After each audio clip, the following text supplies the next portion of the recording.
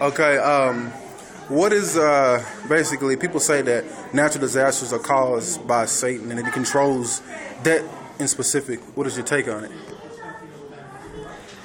I don't think Satan controls natural disasters. I think he caused some of them, and we know that this world is contaminated by sin, and everything that happens in this world, though it's controlled by God, is still contaminated, is polluted, and nature, as the Bible says, is groaning for a change, and that change is soon coming, and it's coming in the person of Jesus Christ.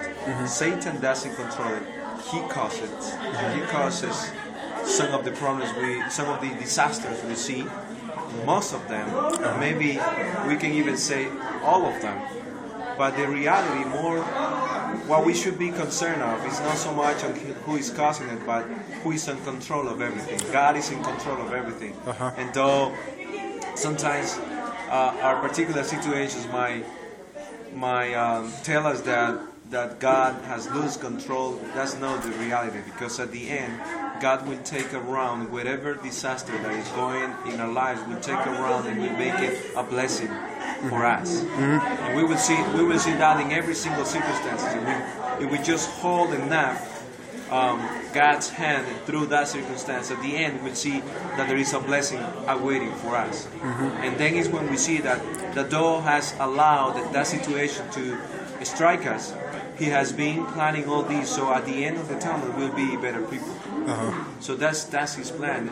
In a sin contaminated world, his plan is to use what sin is causing, what Satan is doing in this world. He is using that, controlling that, to take us at the end of the tunnel to be better people. And I think God is still in control. He's not causing this. God doesn't cause diseases. He doesn't cause all this. But since He is Almighty, and He doesn't control, but He doesn't cause it.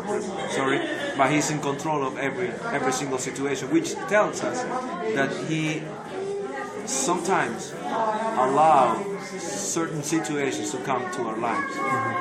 Situations that He knows will make us better people, will make us grow. So God is in control. Beginning, in the middle, at the end. He's always in control. Sometimes He allows something to happen to you just because you are going to be better at the end of that situation.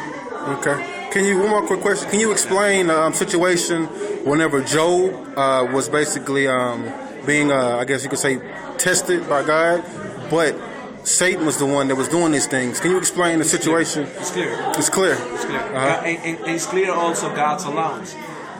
Satan came to God, sort of asking for permission for that, and God knew what was going to take place in the life of this servant of His.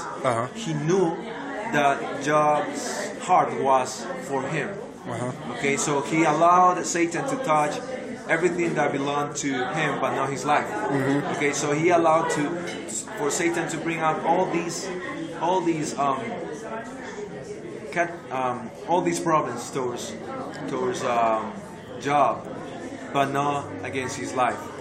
But God knew that his heart, Job's heart, what belonged to him. So He waited and waited and waited, and you'll see in the book, people ask Job to curse God, and he never did.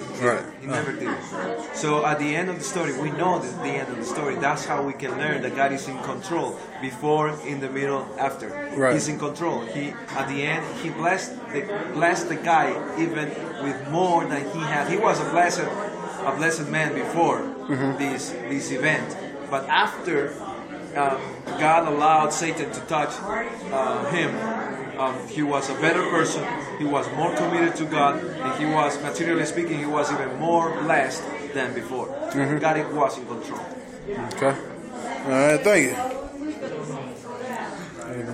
So you have enough memory there too, huh? Yeah. I'm trying to.